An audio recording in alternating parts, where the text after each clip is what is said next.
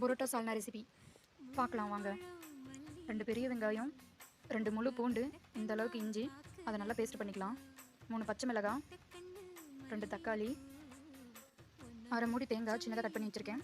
சோம்பு, 2 table spoon பொட்டுக்கடலை, oil, ஒரு துண்டு பட்டை, 3 கிராம்பு, அரை ஸ்பூன் சோம்பு, கட் பண்ணி வச்ச வெங்காயம் போட்டுக்கலாம்.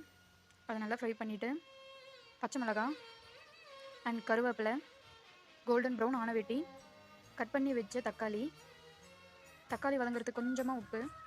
தக்காளி நல்லா வதங்கின பிறகு அதிலிருந்து எண்ணெய் பிரிஞ்சு வரும்போது அரைச்சி வச்ச இஞ்சி பூண்டு பேஸ்ட்டு, 1.5 ஸ்பூன் மிளகாத்தூள், கறி மசாலா 1 ஸ்பூன், 1/4 டீஸ்பூன் மஞ்சள் தூள் நல்லா மிக்ஸ் பண்ணிவிட்டு அரைச்ச தேங்காய் பேஸ்ட்டு தேவையான அளவு தண்ணி விட்டு நல்லா கலந்துக்கலாம்.